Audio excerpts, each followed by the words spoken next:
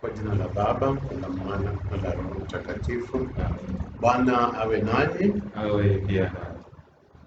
Ndugu waumini wa parokia ya Mama wa Shime Makupa, kuna muda mrefu sana hatushirikiana katika misa takatifu, lakini wakati huu tumeona tuweze kuwashirikisha katika Jumapili hii ya tatu ya kipindi cha Pasaka, ili tuendelee kuwa karibu na Mungu. Milango ya kanisa imefungwa na pia wengi tumepoteza matumaini kwa sababu ya gonjwa hili kubwa la corona. Ni lazima tujifundishe kwamba Yesu bado yuko. Hasa masomo ya leo yanatugusia mambo ya leo. Kwanza tutubu dhambi zetu, tuweze kutoa sadaka hii takatifu ya misa.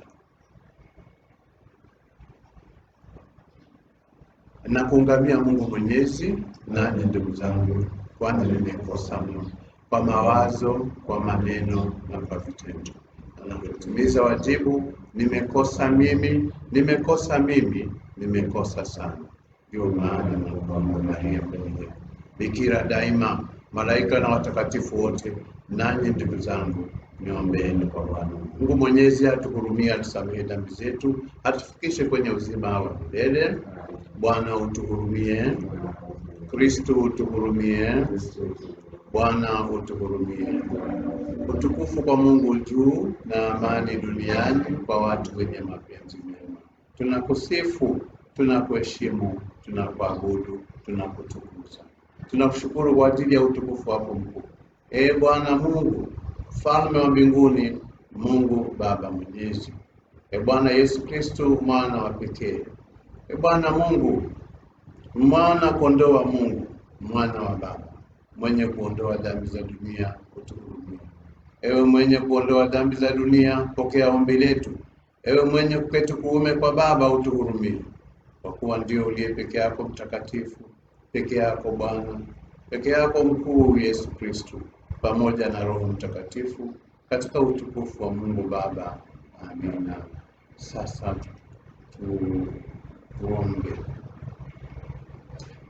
Mungu wetu, watu wako na waone furaha siku zote kwa ajili ya kutiwa nguvu mpya na roho zao, katika roho zao.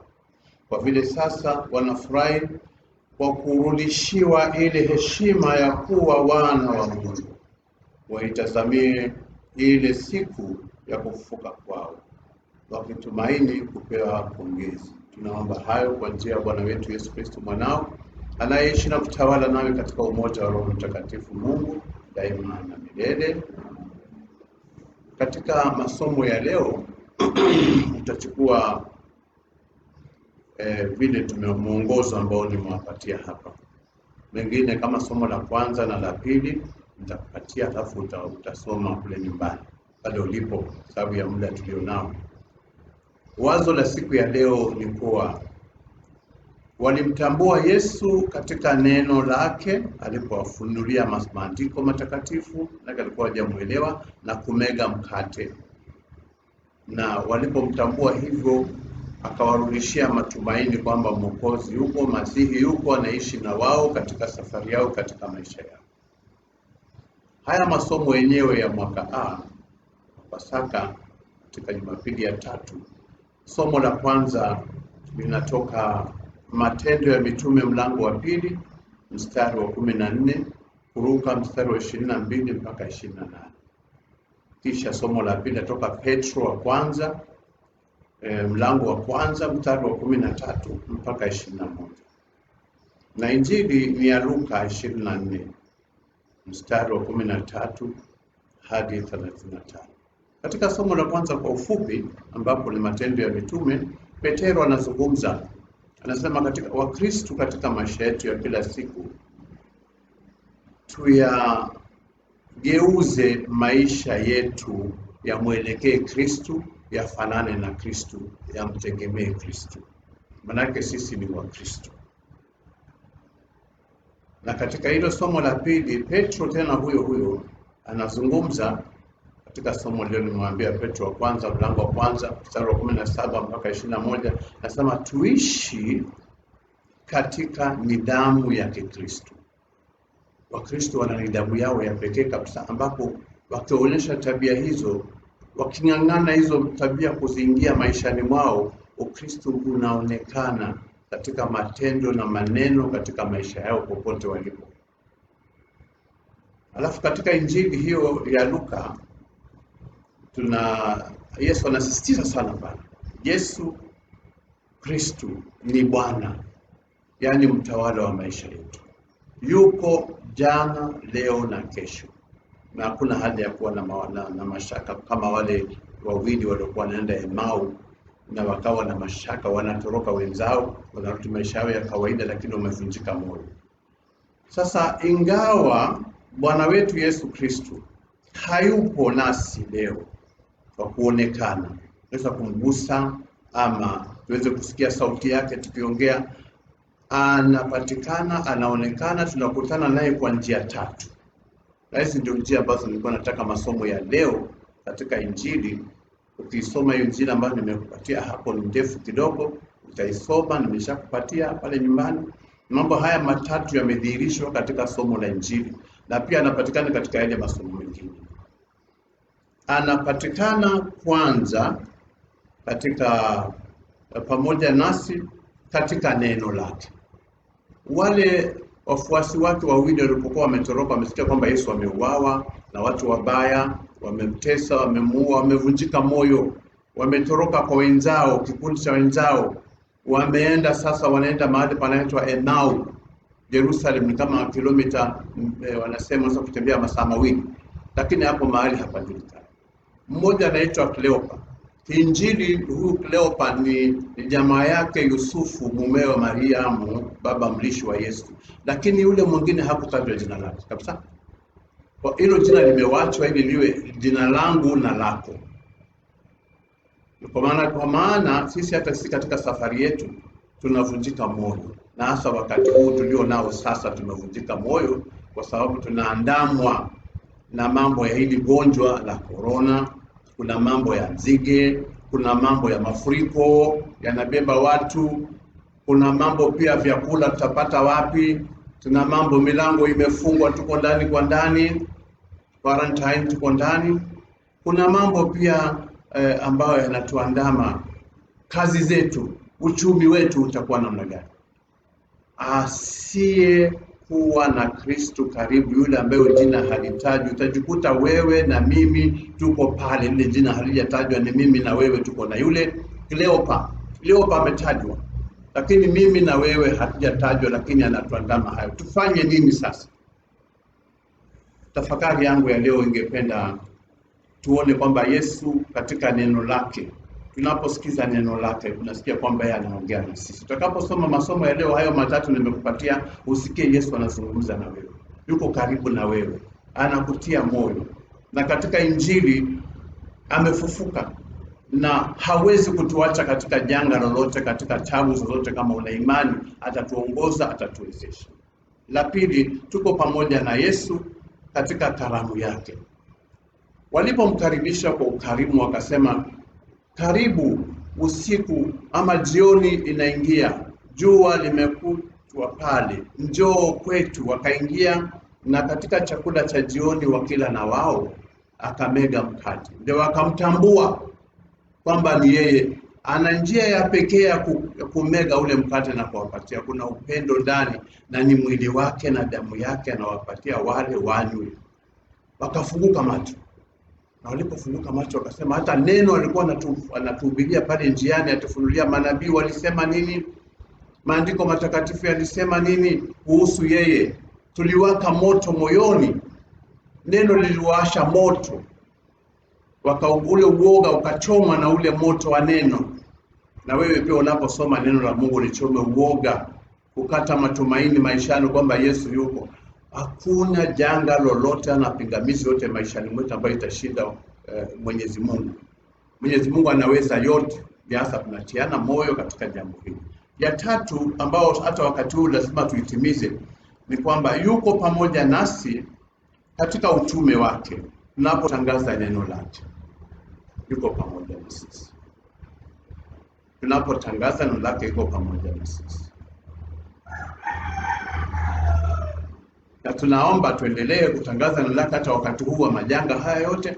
Hata kama milango ya kanisa imefungwa, ningependa kuatia moyo sana Wakristo wenzangu kwamba kanisa ni mwili wa Yesu, sio jengo, sio milango ya kanisa, sio mabao ya kanisani. Ni mwili wa Yesu, hasa wale wanaoungama na wale wanaopokea mwili wa Yesu. Najua walibatizwa wakapata kipaimara, wanaenda maungamo, wanapokea mwili wa Yesu, wengine wamefunga ndoa. Hao wote hao ni mwili wa Yesu, ndio kanisa hai.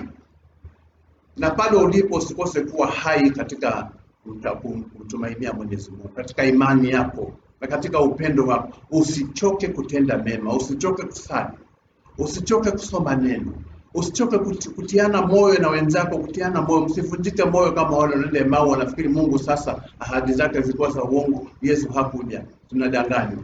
Kwa kumalizia katika mambo haya mawili, tafakari ndio tuingie upande wa Ekaristi pale.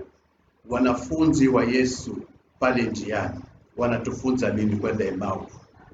Wanalalamika, wamevunjika moyo. Mgeni anakuja, Yesu kwanza hawamjui.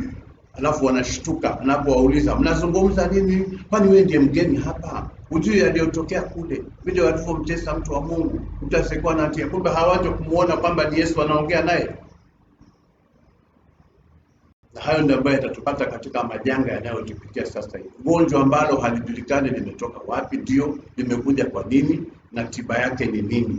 Na namba tunatangaziwa inaongezeka, tunatangaziwa namba, wengine wamekufa, wengine wamepona. Hatuelewi jambo la kufanya. Ujumbe wa Mungu kwetu nyakati hizi ni upi? Je, tumaini ama matumaini yetu tumeyakata? Tumekataa kuishi na Kristo. Tumekataa kuwajibika katika maisha yetu, katika milango imefunga. Watie watoto moyo, mke wako moyo, bwana wako moyo. Kutana na mwenzako pale, hata kama umeweka kile, umefunga mdomo wapi, lakini akuone ndani kuna amani, ni Mkristo. Tutahubiri injili hata kama midomo imefungwa na vitambaa. Yesu alijiunga nao njiani na akawatia moyo. Huyu mgeni wa ajabu alikuwa ni Yesu. Atutembelee kila mmoja wetu katika familia yetu kwa njia ya Kristo Bwana wetu. Amina. Na sadiki kwa Mungu Baba Mwenyezi, Muumba mbingu na nchi, na kwa Yesu Kristo mwana wa pekee Bwana wetu, aliyetoka kwa uwezo wa Roho Mtakatifu, akazaliwa na Bikira Maria, akateswa kwa mamlaka ya Poncio Pilato, akasulubiwa, akafa, akazikwa, akashukia kuzimu. Siku ya tatu akafufuka katika wafu, akapaa mbinguni. Amekaa kuume kwa Mungu Baba Mwenyezi, toka huko atakuja kuwahukumu wazima na wafu. Na sadiki kwa Roho Mtakatifu, Kanisa takatifu Katoliki, ushirika wa takatifu, maondoleo ya dhambi, ufufuko wa miili na uzima wa milele ijayo. Mungu Baba Mwenyezi, tunakukabidhi kanisa lako, watu wako wote Baba Mtakatifu, maaskofu wetu, askofu wetu mpendwa Martin Kibuva Msonte, mapadri wenzangu wote wa jimbo hili na dunia nzima, watawa wa kike na wa kiume, waumini wetu wote, na hasa kwa njia ya pekee wale watoto walikuwa wanajifundisha dini katika minato, wanatayarisha kwa ubatizo, wako nyumbani. Uwalinde wazee, wale ambao wagonjwa, tunakukabidhi hawa. Bwana uwalinde wewe mwenyewe. Linda nchi yetu pia, ili gonjwa namba isiongezeke vile inavyokwenda. Watu wawe na ujasiri, watii amri wanayoambiwa na serikali, kujitenga na maeneo yote ambayo yataeneza gonjwa hili. Tuwe waaminifu katika kutenda jambo hili. Bariki viongozi wetu wote wa serikali kule waliko katika ngazi mbalimbali. Tunakuomba ubariki pia kanisa letu la Makupa na waumini, hata kama wakiwa ndani ya nyumba kule wamejificha, wamejifungia, wana wasiwasi, uwe pamoja nao, watie matumaini, waletee mapendo yako, wajalie mahitaji yao. Mwisho kabisa, wale ambao umewaita kwa kupitia janga hili la corona, wamekufa wengi mno. Kenya tunahesabiwa namba ndogo, lakini dunia nzima wamekufa watu wengi sana. Wengine hawakuwa tayari, wengine walikuwa ni waamini wetu wa kanisa letu. Waonee huruma. Tunaomba hayo yote kwa njia ya Kristo Bwana wetu. Salamu Maria, umejaa neema, Bwana yu nawe, umebarikiwa kuliko wanawake wote, na Yesu mzao tumbo lako amebarikiwa. Maria mtakatifu, mama wa Mungu, tuombee sisi wakosefu, sasa na saa ya kufa kwetu. Amina. kuna mageuzo. Naingia hapa pale ulipo muumini, tafadhali popote pale ulipo utashiriki katika meza ya Bwana. Najua unatamani mwili ungefika hapo, lakini unapomuinua Yesu, tuko pamoja na wewe. Nainua mwili wake, nainua hiyo damu, kombe chake, tuko pamoja na tutatoa kwa ajili ya wote katika parokia yetu na kule nje kote kule waliko. Utukuze Bwana Mungu wa ulimwengu, maana kwa wema wako tumepokea mkate huu. Ni mazao ya nchi na kazi ya mikono ya wanadamu, ujaliwe kwetu mkate wa uzima wa milele.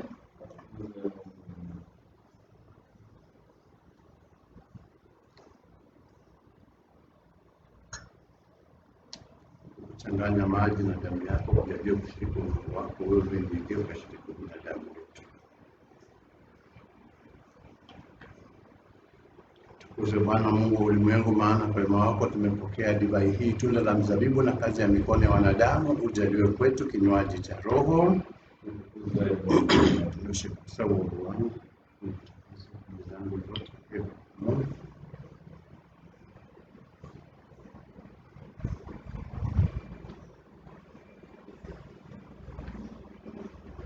Salini ndugu, sadaka hii yangu na yenu kubaliwe na Mungu Baba Mwenyezi.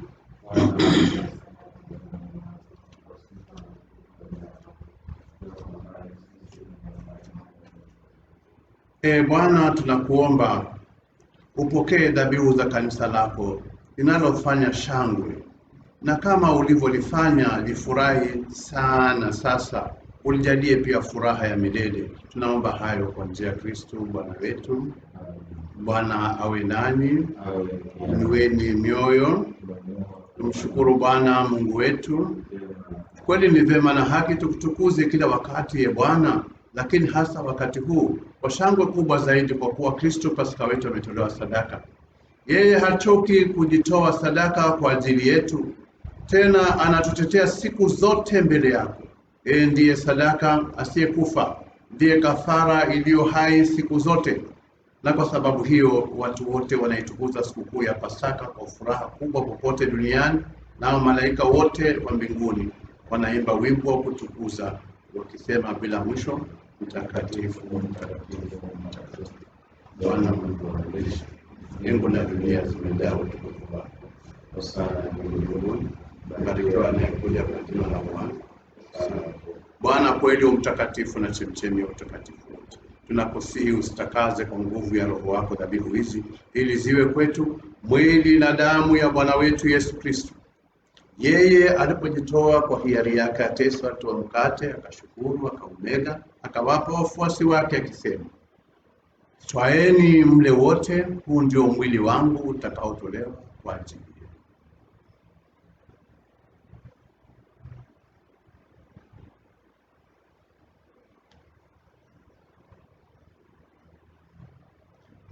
Vivyo hivyo baada ya kula akatoa kikombe, akashukuru tena, akawapa wafuasi wake akisema, twaeni mnywe wote, hiki ni kikombe cha damu yangu, damu ya agano jipya la milele, itakayomwagika kwa ajili yenu na kwa ajili ya wengi kwa maondoleo ya dhambi. Fanyeni hivi kwa kunikumbuka mimi.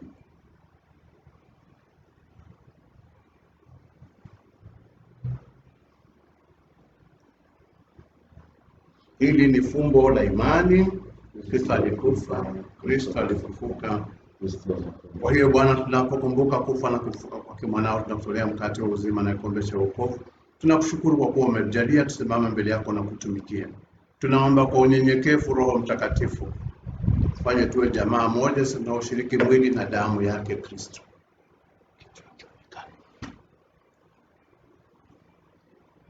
Tunakuomba utuhurumie sisi sote kwa unyenyekevu. Tunakuomba kwa hiyo Bwana, tunapokumbuka kufa na kufufuka kwa mwanao, tunakutolea mkate wa uzima na kikombe cha wokovu. Tunakushukuru kwa kuwa umejalia tusimame mbele yako na kutumikia. Tunaomba kwa unyenyekevu Roho Mtakatifu atufanye tuwe jamaa moja tunaoshiriki mwili na damu ya Kristo. Bwana, alipopokea kanisa lako popote duniani, tukamilishe katika upendo, sisi pamoja na Baba Mtakatifu wetu Francis, askofu wetu mkuu Martin na watumishi wako wote. Wakumbuke ndugu zetu marehemu waliofariki dunia, pia tumeenda fufuko. Wakumbuke na marehemu wote, wapokee kwenye nuru ya uso wako. Tunakuomba tuhurumie sote tusitahili kushiriki uzima wa milele na kusifu na kutukuza pamoja na Maria Bikira mwenye heri, mama wa Mungu, mumewe mwenye usafi kamili Yusufu, mitume wenye heri na watakatifu wote waliopendeza. Tunakuomba haya kwa njia ya mwanao Yesu Kristo, kwa njia yake, pamoja naye na ndani yake. Wewe Mungu Baba Mwenyezi, katika umoja wa Roho Mtakatifu, napata heshima na utukufu wote daima na milele. Baba yetu uliye mbinguni, jina lako litukuzwe, ufalme wako ufike, utakalo lifanyike duniani kama mbinguni. Utupe leo mkate wetu wa kila siku, utusamehe makosa yetu kama tunavyosamehe na sisi waliotukosea, usitutie katika kushawishi. Bwana, tunakuomba utuokoe katika maovu yote, ujalie kwa wema amani maishani mwetu, tuepushe daima na dhambi. Kwa huruma yako tusifadhaishwe na jambo lolote, tungojee kwa matumaini kurudi kwake mkombozi wetu Yesu Kristo, kwa ufalme wako na nguvu na utukufu. Niambia mitume wako na watii na amani, na wapeni amani yangu, usitazame dhambi zetu kwa imani ya kanisa lako. Jalia amani na umoja kama yalivyo mapenzi yako, na yaishi na kutawala daima na milele. Amani ya Bwana wetu Yesu Kristo iwe daima nanyi. Takieni amani ya Kristo. Mwana kondoo wa Mungu, uondoe dhambi za dunia. Mwana kondoo wa Mungu, uondoe dhambi za dunia. Mwana kondoo wa Mungu, uondoe dhambi za dunia. Tazameni Kristo, mwana kondoo wa Mungu, uondoe dhambi za dunia. Heri yao walioandikwa katika hii meza yake. Bwana, sistahili uingie kwangu, lakini sema neno moja tu na roho yangu.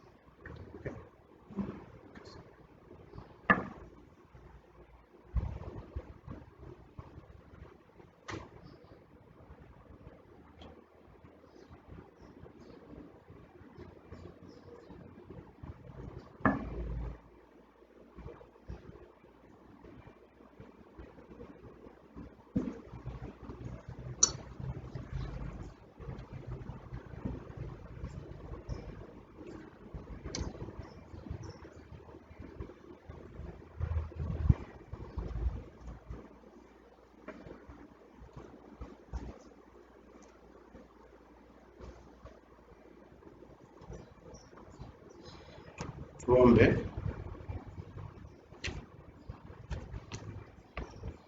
Bwana, tunakuomba tuangalie kwa wema sisi taifa lako, utujalie tufufuke na miili mitukufu, sisi ambao umependa kutufanya wapya kwa mafumbo haya ya milele. Tunaomba hayo kwa njia ya Kristo Bwana wetu.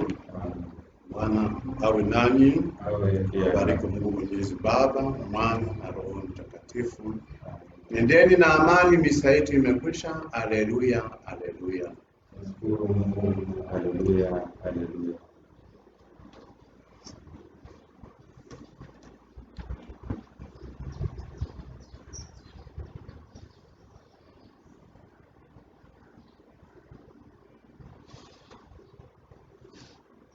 Tunakudini